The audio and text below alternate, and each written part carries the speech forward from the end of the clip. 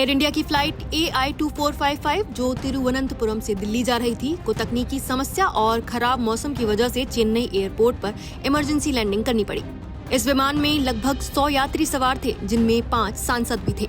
इनमें कांग्रेस महासचिव और सांसद KC वेणुगोपाल, कोडिकुन्निल सुरेश, अडूर प्रकाश, K राधाकृष्णन और रॉबर्ट ब्रूस शामिल थे। KC वेणुगोपाल ने सोशल मीडिया प्लेटफॉर्म X पर बताया कि उड़ान की शुरुआत में देरी हुई और उड़ान के तुरंत बाद विमान में अचानक झटका लगा।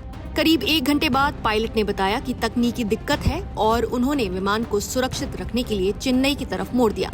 वेणुगोपाल ने इस घटना को नियर मिस बताते हुए दावा किया कि चेन्नई एयरपोर्ट के ऊपर करीब 2 घंटे तक विमान लैंडिंग क्लियरेंस का इंतजार करता रहा।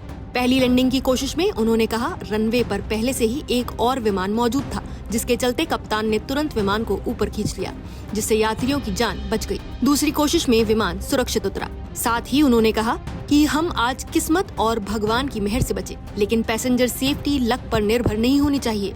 मैं DGCA और नागरिक उड्डयन मंत्रालय से तत्काल जांच और जिम्मेदारी तय करने की मांग करता हूं।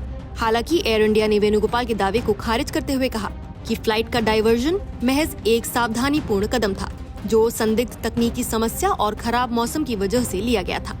वेणुगोपाल ने इस पर प्रतिक्रिया देते हुए कहा कि इस मामले की जांच होनी चाहिए। कल एक दुर्भाग्यपूर्ण घटना घटी। पायलट ने घोषणा की थी कि जब हम उतरने वाले थे तब रनवे पर एक और विमान था। मैंने DGCA से भी बात की है, उन्हें जांच करने दीजिए।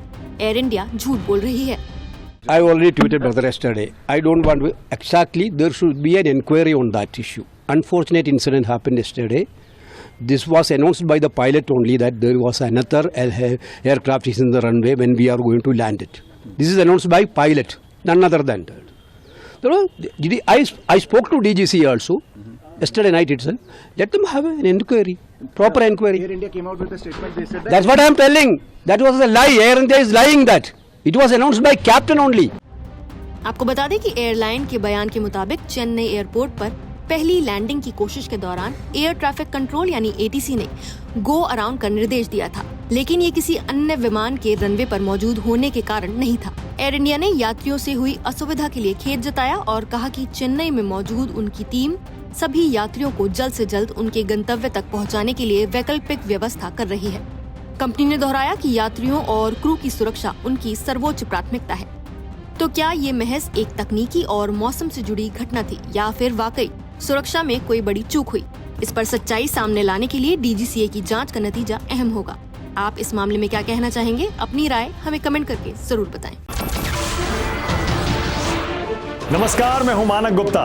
अगर आपको हमारा ये वीडियो पसंद आया हो तो इसे लाइक और शेयर जरूर करें, और हाँ, हमें सब्सक्राइब और फॉलो करना ना भूलें ताकि आप देश और दुनिया की कोई खबर मिस ना करें। तो जुड़े रहिए हमारे साथ और देखते रहिए News 24।